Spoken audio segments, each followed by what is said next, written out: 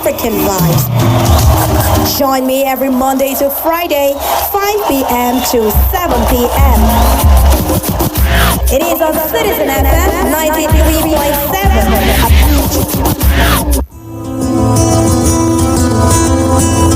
In line with our mission for development journalism, Citizen FM 93.7 presents Citizen Speaks. Citizen Speaks is a program that serves as a platform where the government meets the governed. It is a general purpose hourly interactive program which focuses on the key sectors of the Nigerian state, including the economy, governance, security, religion, socials, transportation, health, military civil relations.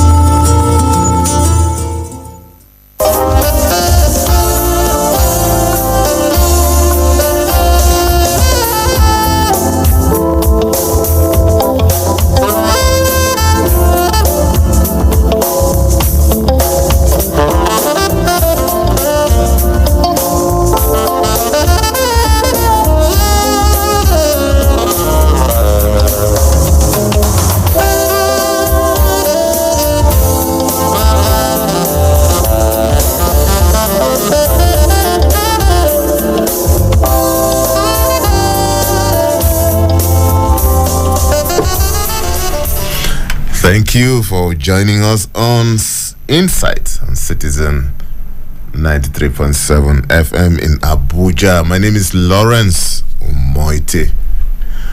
All eyes are on Justice John Okoro and 6 other justices of the Supreme Court as fireworks resume today at the Apex Court. The governments of Kaduna, Zamfara, and Kogi State had approached the Supreme Court challenging the powers of the federal government and the Central Bank of Nigeria to stop the use of the old 200, 500 and 1,000 naira note. More than 5 states have so far since filed applications to join the suit. The applications filed at the Supreme Court on the 3rd of February prayed for an order restraining the CBN from ending the use of the old currency notes on February 10th as threatened by the bank. They cited the sufferings of Nigerians in acquiring the new Naira note.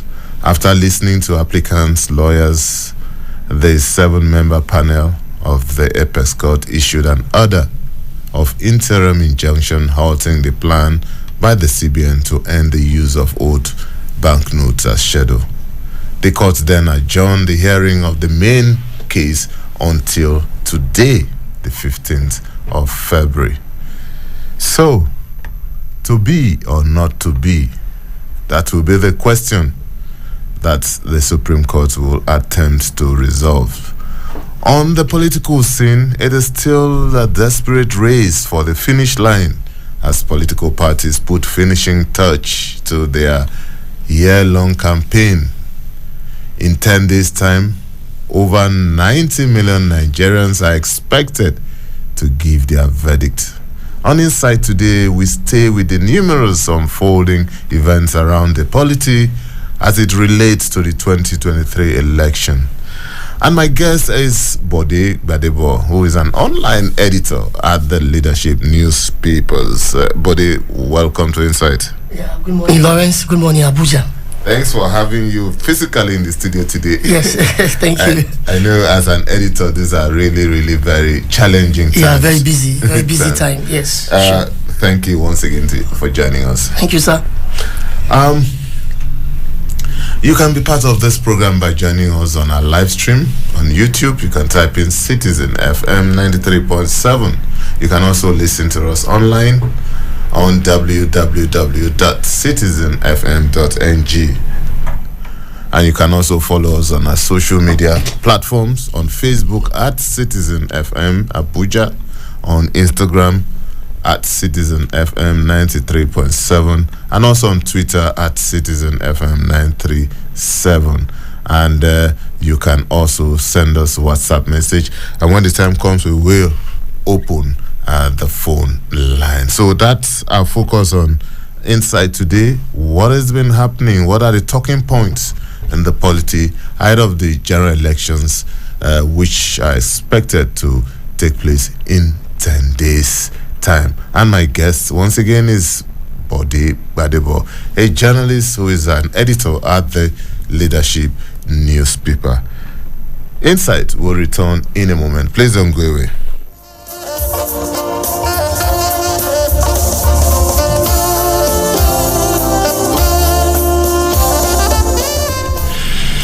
Thank you for staying tuned. It's still Insight on Citizen FM 93.7. Bode, the Naira controversy still persists.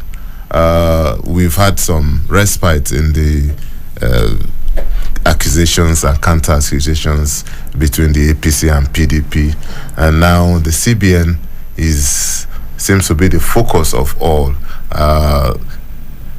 I don't know why the members or leaders of the APC are very careful in criticizing this policy. All blames go to the CBN governor. And some people have wondered, why do you think the APC leaders are careful or cautious of calling out the president, who ultimately gave his blessings to this policy in the first place? Well, I think it's politics. And for me, the APC is being clever by half.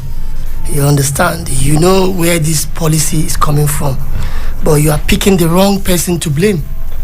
Everyone, as we speak, yes, is blaming Emefiele, who is the central bank governor.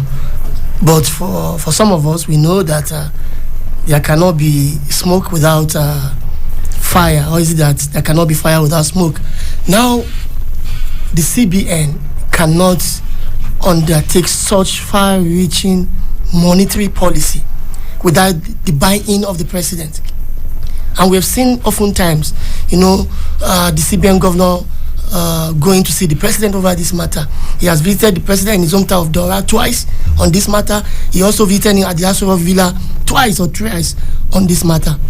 And for him to come out to say, well, the deadline remains February 10, shows, like the Yorubas, we said, when you see a leaf dancing on the water, the drummer is beneath the water. So if Emefiele is saying anything confidently, even against the directive or order of the Supreme Court of Nigeria, that tells you there's more than meet the eye. Somebody is behind the scene, emboldening him to do that. But then let's look at the issues passionately. On different occasions, I have said the only mistake on the part of the Central Bank of Nigeria is the short time frame. There is nothing wrong about the Naira swap, changing our money. After all, it is embedded in the CBN Act that periodically it has the power to change our money, redesign our money. And that we have not done in the last 20 years. And now after 20 years, the CBN is just doing that, just carrying out its mandate. The only problem is the time frame. Very, very short time frame, because they came out sometime in October to tell us, ending of October, to tell us that they plan to redesign the money. And later, about 1 month later, sometime in the 3rd week of November, the money was formally unveiled by the president. And again, by middle of December, less than a month, the money becomes, all the 3 new notes became legal tender. And between middle of December to January 31st, the initial deadline, that's just 1.5 months. You say over 200 million Nigerians should make sure that they are able to swap their money within 1.5 months. That is the only problem with this policy. Now, the whole thing has been politicized. I remember, I hope you remember Tinubu in Abeokuta, outbursts against the money issue, that people were hiding the Naira, they were hiding fuel just to make sure it does not win the 2023 general election. And we are some of us are asking, we have about 16 to 17 presidential candidates, or 18 as it were. Why is only Tinubu targeted? Is he the only one who have amassed Naira, the old Naira, to prosecute the election? Of course, it would be naive to say the election does not require money. People must spend money because there are logistic demands. You will employ people as party agents, as polling booth agents, as whatever, supervisors. You must pay them. But then, must it be cash?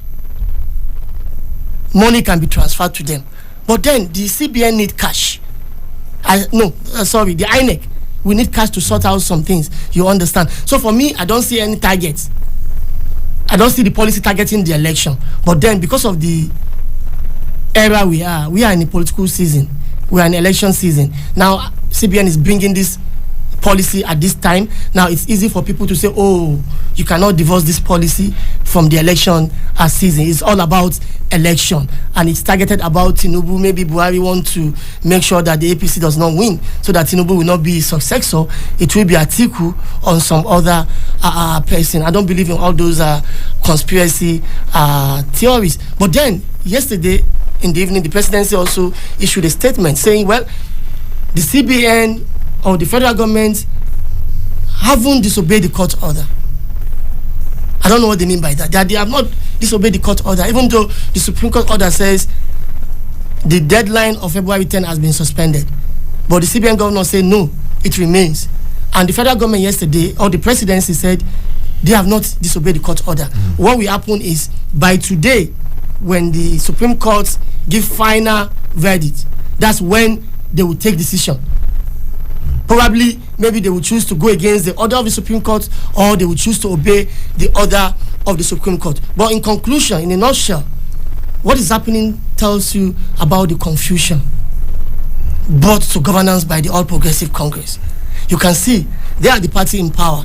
They appear to be the opposition. They appear to be the party in power. And I have seen people saying, oh, Tinubu will right the wrongs, Tinubu will do this, Tinubu will do that. In fact, a governor from the Northwest, that's Kaduna, Nasir El-Rufai, told people openly that, see, don't change your money, keep spending them. When Tinubu takes over, he will leave the old Naira note to coexist with the new one for a long time. And you ask yourself, if Tinubu can do this, why can't he tell the president directly, Mr. President, you are hurting our party. Can you listen to the voice of reason? So this shows the disconnect between members of the ruling APC. And if they can bring about this confusion, how do we trust them to vote for them to continue in office from 2023? I think it will amount to, I don't know, it will amount to something else for somebody to trust somebody who appear not to know what he or she is doing. But your submission is very interesting, and I want us to explore the scenario in the APC, because it's an interesting scenario. Yes, the media minders of the party are trying to give an impression that all is well. We may have a few disconnect here and there, but largely the ship is unshaken.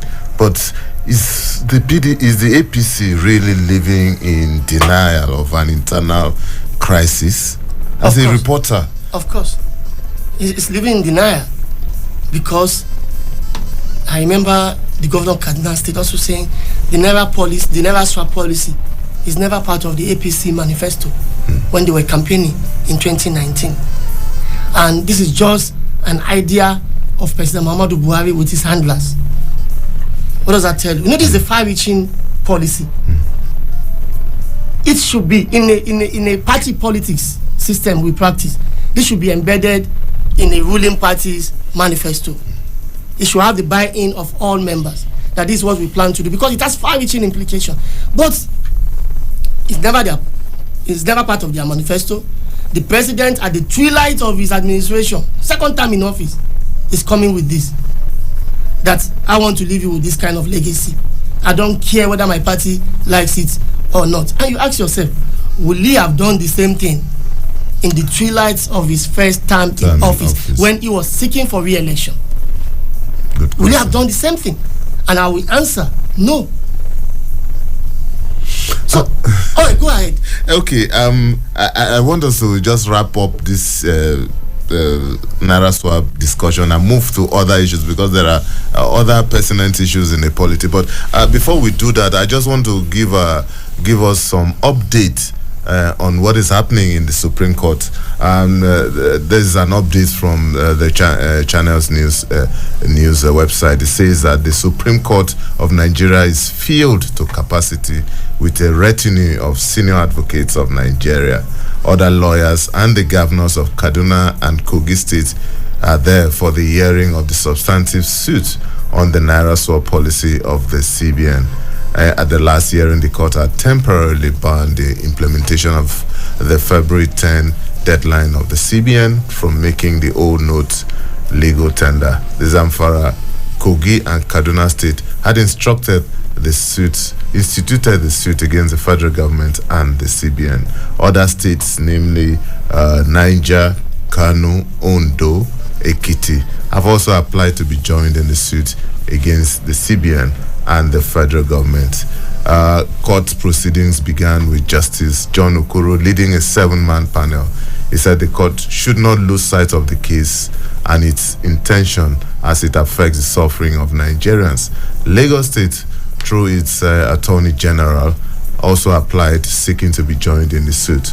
Bayelsa State also applied to be joined in the suit as respondents. Similarly, Edo State applied to be joined as respondents. So that's the update live from the Supreme Court. It means that proceedings have kicked off, and here on Citizen FM we will keep you updated on the happenings of the Supreme Court, because at the end of the day, Bode, it's most likely that it will be one of three things. Either the Supreme Court will listen to both parties and said, okay, you know what, we will give our judgment at a further date. Exactly. Or the Supreme Court can withdraw its former order, ex parte order, and say, or in the alternative. So we can't say for now where the learned justices will swing towards. So, but as soon as there is any breaking news from that place, we will let you know. It's still Insight on Citizen FM 93.7, and my guest has been Bode Badebo, online editor at the Leadership newspaper. Bode, the elections are here, and it looks as if the election will never come. 10 months ago, 1 year ago, when people talk about the 2023 election, it looked as if it was 10 years, but it's 10 days to come. And all other things being equal, on the 25th of February, Nigerians will line up to elect a new president. But before then, a lot of things have happened in the polity. And one of them has been commentaries and comments by political leaders, party faithfuls, political party spokespeople. They've made a lot of comments, some of them considered injurious to the polity. And one of them was the allegation of Femi Fani-Kayode against the PDP presidential candidate, a situation which led to his invitation by the DSS. These are comments that sometimes a lot of people get worried about it. What do you think about this? Well, it's not new. It's bound to happen. You know, this is a very, very serious contest, the presidential election. And, you know, you have a president going. It's a transition election. You have a president going, and you have a fresh person who will take over. And, you know, for two of the leading candidates, this will be their last chance to take a shot at the office. Former Vice President Atiku Abubakar, who is 76 years old, if he does not win, may not have the opportunity to contest again. Asiwaju Bola Ahmed Tinubu, who is an APC national leader, who is 70 years old or 71, I don't know. If he does not win, may not have opportunity to take a shot at the office again. Unlike somebody like Peter Obi of the Labour Party, who has age on his side. And if you look at the trajectory of this kind of propaganda, it's majorly coming from two of the major political parties. It's either the APC saying something or the PDP, you know, responding. You know, it's between them. Now, the one by Chief Femi Fani-Kayode, who is a former Minister of Aviation, for me, it's a propaganda, just a propaganda. You know, he's one of the spokesperson of the APC Presidential Campaign Council. Of course, you need to show your paymasters, you're working, and you need to come up with all manners of narratives to actually drive home your agenda. But I think it is important to prioritize national interest above personal interest. We have to be careful we don't say things that will actually put the country on fire. Because if this country is on fire, we don't have a place to go to. In fact, people keep saying that if Nigeria should be on fire today, it will be the worst humanitarian crisis in the whole of West Africa, because none of the West African countries has the capacity. The whole world. None of the West African countries who are our neighbors have the capacity to actually absorb even the humanitarian pressure. Even the African continent. Imagine. So, we have to be very, very careful. And if you recall, the DSS issued a statement yesterday evening saying, well, politicians must be careful not to overeat the polity because of the forthcoming election, So, Chief Fani Fanikaude would be, according to him, he has been asked to come back to the DSS office today to provide more light on his allegation. At the end of the day, he will tell you, well, maybe it's just a newspaper report which he just amplified. He will apologize, and life will go on. But I think it's unnecessary, and we don't need that to happen. Maybe I also assume or guess that the DSS had to act swiftly to curb this. Of course, in case there were others. But I want to tell you, just a political gimmick, it's just a propaganda. We're still talking about violence, and this time physical violence. We saw what happened in Lagos during the campaign of the Labour Party. We saw what happened in Rivers State. These are things that over the months, a lot of people have been virtually on the same page condemning. A lot of people have campaigned for politics of issues without bloodshed, without physical violence and everything. How bad is this concerning the polity? It's very, very bad. Very, very bad. The examples you just cited, the ones in handy, they are the most recent ones. The attack on Labour Party supporters in Lagos during Peter Obi's presidential campaign rally, and the attack on a chieftain of the PDP in Rivers State, who is the Director General of the Atiku Presidential Campaign Council in that state, former Minister of Transport, Dr. Abiye Sekibo. Now, like I said, it's very, very bad. And these are pointers that at the end of the day, the much anticipated 2023 general election may not be peaceful. These are pointers. Now, I say it's very bad, and I want to blame this on the Nigerian police. Why will you do this? Good. The Nigerian police force is a critical stakeholder in our quest for a peaceful and credible 2023 general election. Okay. There's no doubt about that. But if I ask you now, since the event in Lagos, the attack on the Labour Party supporters, what is the response of the police? Have you heard anything from the Lagos State Police Command about that? Investigation is ongoing. The one in Rivers, have you heard the police? And I think, yes, they say also they will commence investigation. But look at something. Days after, just 2 days ago or so, the People's Democratic Party announced the suspension of its presidential campaign rally in Rivers State. If I were the IG of police, I would quickly come out to say, that is not going to happen. Don't suspend your campaign. Your campaign must hold in Rivers. What are the threats to your peaceful campaign in Rivers? Tell me. And your campaign must hold. Why will a governor stop fellow citizens from accessing a state? Two is orchestrated violence, and nobody is doing anything. And the person is appearing to own a whole state. We can't have credible election like this.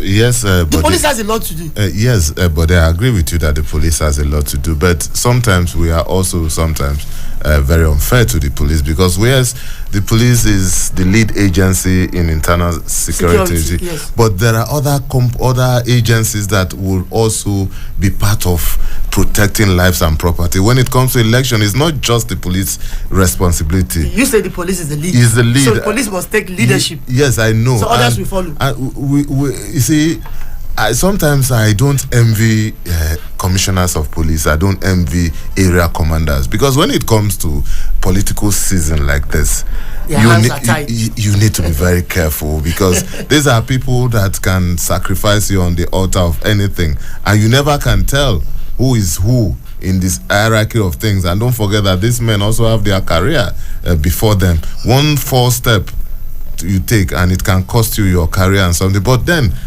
we see how it goes. It's something that we need as media men to condemn.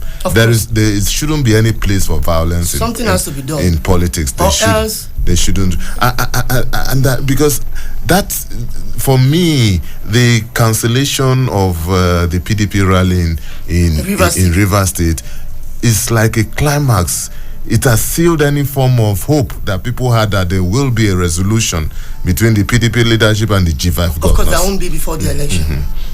There won't be. The man in Rivers had made up his mind, and you will recall that he is the only one speaking about the PDP every day, all the time. The PDP presidential candidate don't respond. And for me, that is enough for him to also say, well, let me deal on my lane. Let me allow them to deal on their lane. And it also looks as if the steam is being taken out of the G5 governors, the G5 movement. Yeah, he also responded to that they are only keeping quiet to strike on February 25. I don't know how they will strike. Okay. We have seen some, negative, or how do I put it, like in Benue, the PDP governorship candidate, who was an ally of the governor, was with Atiku at his campaign rally. The same thing happened in Enugu. Abia. Enugu too? Oh, you can see that's a statement to show that, oh, Mr. Candidate, please, we can't just appear with you, but our people are with you. And the man in Rivers has employed all manners of tactics, including, insult and blackmail. The moment you are not on the same page, you will now say, this is what you have done 20 years ago. What manner of politician does that? And we have to rethink our leadership recruitment process. There are people. Yeah, and also, but sometimes, even in the thick of a campaign, we should also think ahead of post-election resolution of things, because elections will come and go, and then you guys will remain, even if not in the same political party, you remain in the field. Exactly. You understand? And people your colleagues may begin to doubt you. They may begin not to trust your judgment, because in the case of things falling out, they will say this man is not. Because in politics, as journalists, we know them. There are certain politicians that when you see in a particular party, you begin to wonder, what is he doing there? Of course, there are no permanent friends, no permanent enemies. Anyway, anything is possible. So, buddy, we need to take a short break, and when we return, we will open the phone lines and for our callers. Inside, we'll continue in a moment. Please don't go away.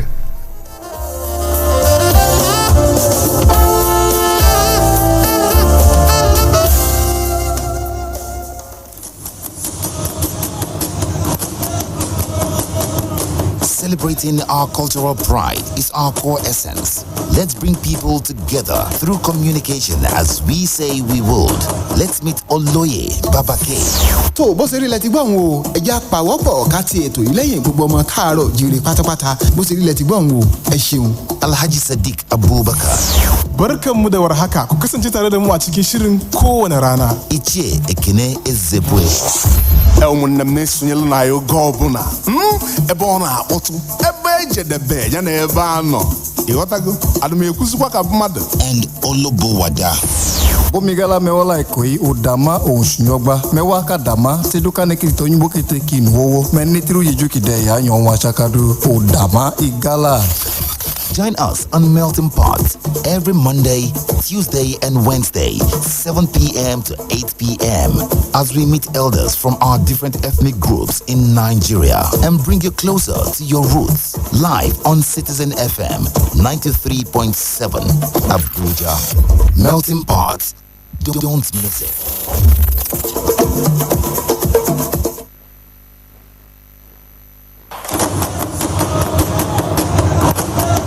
Citizens Tech Talk with Mina, bringing you news updates on digital technology around us, discussing the latest development and how technology can enrich you and make your life more exciting. Citizens Tech Talk with Mina, welcome to our world of technology. Every Wednesday, 11 a.m. to 12, Citizens Tech Talk with Mina, expanding our global reach through technology.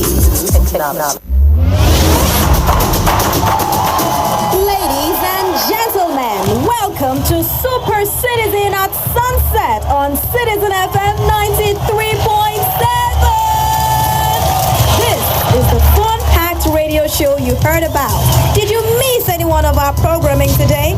Join me, Diddy, from the Citizen Pot when we run through our programs from sunrise. Stay abreast, get informed on news roundup. It even gets better. Do you think you know Nigeria? Answer 3 questions correctly and be one of our daily winners on quizzes. It is the full package. Let's take you back, way back on African vibes. Let's celebrate the African people, the rich cultures across borders, the languages, the good food, and wealth of excellence on African vibes. Join me every Monday to Friday, 5 p.m. to 7 p.m. It is on Citizen FM 93.7.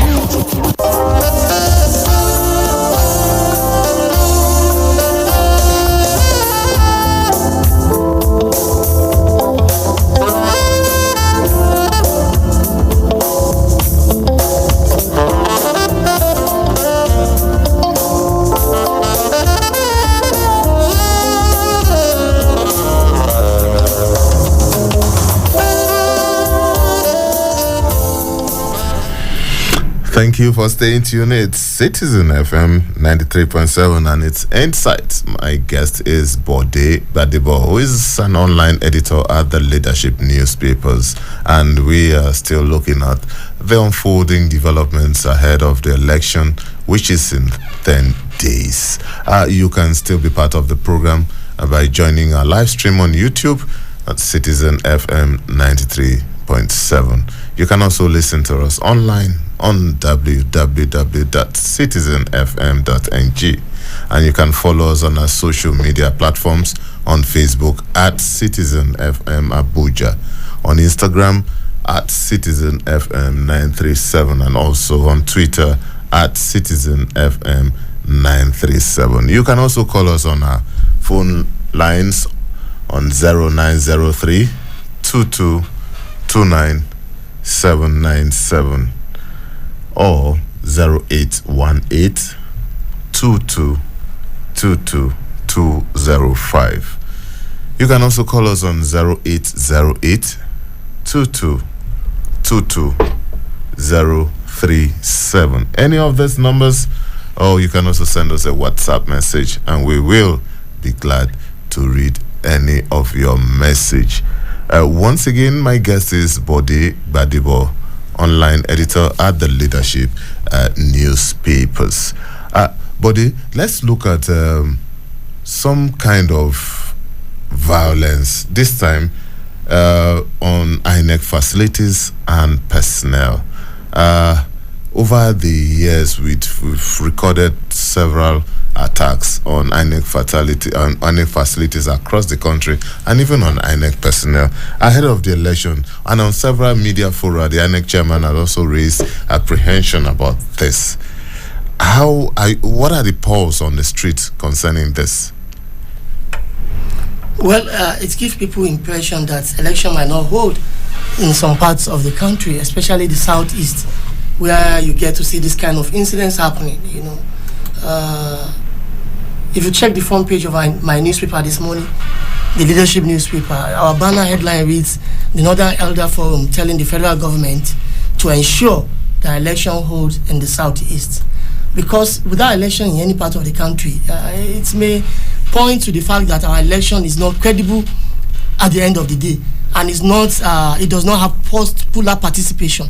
And for election to be credible, of course, there must be popular participation.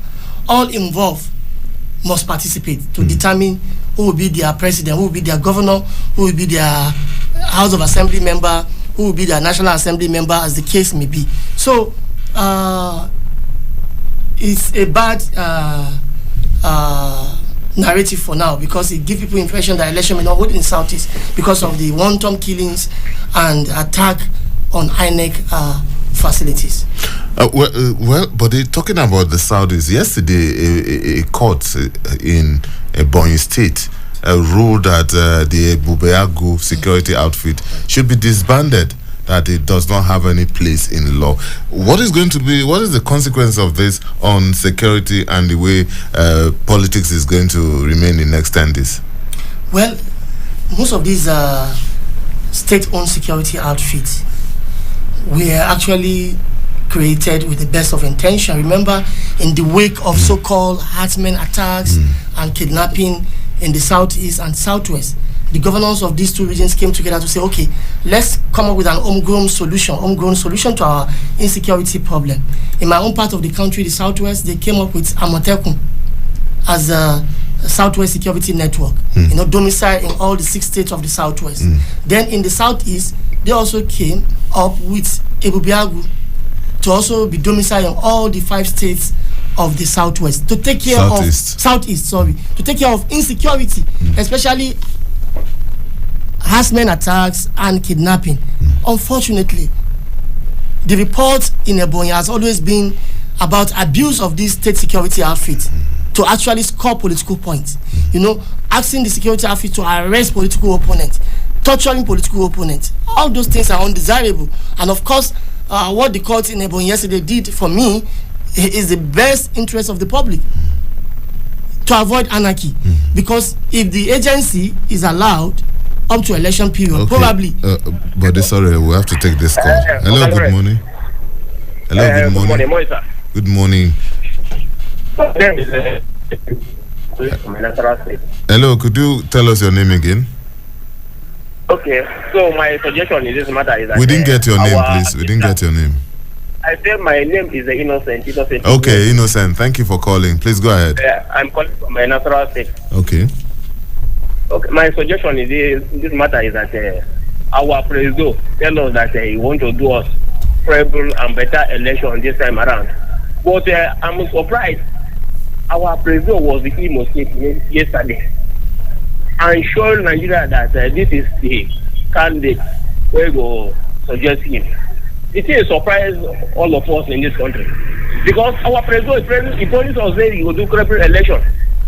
So this Mr. Tinubu suggest him for this election is that no credible election or what? For this opponent where we see ourselves today. So the thing is surprise us. Okay. That everybody have try and get in PPC because me now I'm speaking with my confidence because I have my PPC.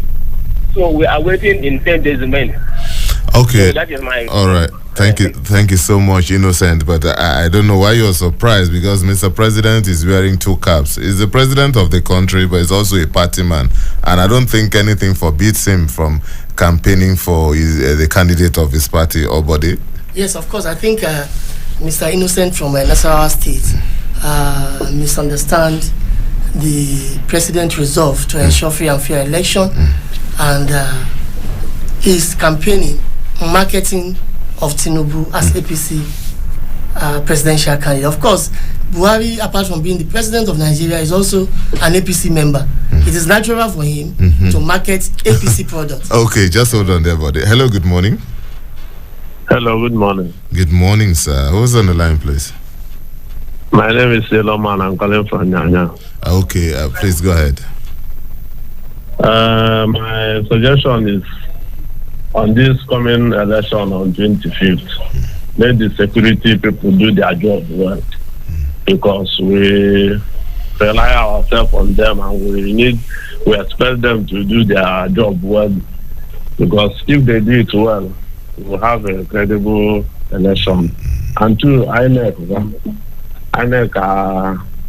the confidence we have on them, they should prove it to us. When they do everything well, all things will work out smoothly. No, there will be no violence in this election because this one we are using beavers. No time of carrying ballot box or any other thing. This one will move smoothly. All right, thank you so much for your call, sir. Thank you. Okay, buddy, you were saying something before this call came in. About the president's right to campaign for his party. Yeah, I think Mr. Innocent, who called from Nasarawa, is misunderstanding or misunderstand that two caps being worn by the president as a politician and president of the Federal Republic. He has resolved to ensure free and fair election, regardless of who is the winner. And again, on the other hand, he is duty bound as APC member to market APC products, of which Tinubu is one of the products. Okay, Bode, before we go, because we have less than 5 minutes to go, let's look at apprehension over plans to scuttle this election. Initially it came in as, snippets, the way these things are in the media. But over the last 2-3 weeks, it has gained a lot of traction, and I'm sure as an editor you would have heard from a lot of people, and it's becoming as if, this is no longer something to disregard. From your interaction, do you think these fears are justified? Well, yes, on one hand the fears could be justified, because when you even hear this kind of rumor coming from highly placed Nigerians, you remember the APC presidential candidate Umoette Tinubu, as one of his campaign rallies, also alleged that there were plans to form interim national government, not to hold election. And there are people also saying, there are plans, to prevail on INEC to postpone the elections, not to hold election at all. All these things, and there are plans to scuttle. I don't believe any of them. The president cannot add 1 day. The incumbent president, Muhammadu Buhari, cannot add 1 day to his stay in Aso Rock from May 29. He has to leave. There must be transition. Unless we want anarchy, we want, constitutional crisis. Because we have a law, and that law says the president must not stay beyond office for 4 years of 2 terms. And now the president is coming to the end. So if we don't hold election, who will fill the Aso Rock vacancy for us? There must be election. There must be transition. But you know that even under the constitution that you said, if it becomes practically impossible for us to hold election, there are provisions for that. Exactly. So, and that's why people are apprehensive of this. All those scenarios have not presented themselves. For now. Practically impossible not to hold election. We are not fighting war. Let me tell you, politicians are behind all these conspiracy theories. When you notice that you might lose, of course, you may cause all kind of thing in the polity to make sure that everyone become a loser. Everybody will become a loser. So that's why people are proposing, let's postpone the election. Let's form interim national government. Let's do this, let's do that. But look at the body language of the president. He has actually closed his ears to all these rumors, and he has, remained focused to what is expected of him. First, last week, he announced the composition of the Transition Council. In fact, just yesterday, the Transition Council was inaugurated by the Secretary SGF, who represented the president. What pointers do we need again that we are heading for transition? And that would be in the interest of this country. Why should we be cutting crisis, cutting chaos, praying for violence to happen, praying for constitutional crisis? It's unnecessary. But in whose interest would it be if elections don't hold? It will be in the interest of the political gladiators to go and re-strategize, to ensure they win at all costs. Of course, Nigerians won't lose anything if election is held on schedule. If election is held on schedule, Nigerians will not lose anything. In fact, it affords Nigerians an opportunity to have a taste of a fresh leadership in case we might be lucky this time around. So why should we postpone that opportunity to have a taste of another leadership? We are fed up with this, So we are presented with the opportunity to have a taste of a new leadership by law. So why should we shy away? You are eating rice every day in your house. Then an opportunity comes for you to eat pounded yam or vegetable. To have a new taste entirely, and you say, take that food away. But there are people who love rice, and they can eat rice from January to December. But this rice we are eating presently. But you're speaking for yourself. There are cashless rice. There are others who believe that this rice is sweet. But this one we are eating presently, the cashless rice. Anyway, the insecurity rice. But as we round up, what in the next 10 days? I'm sure you've witnessed a lot of election cycle. Normally, in the last 10 days before a presidential election, what are we to expect? Well, the political parties will be rounding up their campaigns. There will be grand rallies. Lance Obi used the Lagos rally as a grand rally to actually round up his campaign. Then Atiku too, I think, has about a couple of states to go. Will be in Jigawa today, and his home state, Adamawa, will be the grand rally. Asiwaju Bola Ahmed Tinubu had campaigned in Lagos before, so I don't know whether we will go back to his home state of Lagos as a grand rally. But today at Lance, he will be somewhere. Yesterday was in Imo. I think he will be in Rivers today. He will be in Rivers today. Other political parties are also doing that, and there is a time frame allowed by law to carry out campaign. I think by 2 days to the election, by midnight, 2 days to the election, campaign must stop. Of course, there will be renewed vigor in this campaign to convince people to vote for Party A or Party B. And I pray, everything will be conducted as envisaged, peacefully, not really the way people are saying, because it won't be in our best interest at all. Okay, Bode, before I just sign off, I just got something from the Supreme Court here, which I think it will be of interest to our listener. They said that the Supreme Court has adjourned the case on the CBN's Naira swap till February 22. I was telling you that it's going to be one of those things. The Supreme Court of Nigeria has adjourned the case on the Naira swap policy of the central bank till Wednesday, February 22nd, for hearing of the consolidated suits by 10 states. The Apex Court, which had the case today, was filled to capacity with a retinue of lawyers. We've said that before. At the last hearing, the court had banned. So, but that's the latest from the Supreme Court. A lot of states have applied to be joined. Yeah, to be joined. So, and again, there was another argument that the CBN, which is a central actor in this matter, was not joined. It was not joined. A lot of technicalities. And I want to tell you again, this kind of adjournment gives the gladiators an opportunity to go and settle out of court. Exactly. So if they settle out of court, they may approach the Supreme Court tomorrow and say, we are discontinuing this case. We have found a political solution. All right, but thank you so much for your intervention. It's always a pleasure listening to you on Insight. We hope that before the election, one more time, we will bring you to the studio. Thank you so much. My pleasure. Oh, well, that's our package on Insight today. Tomorrow it's another day. Don't miss it. 10 o'clock.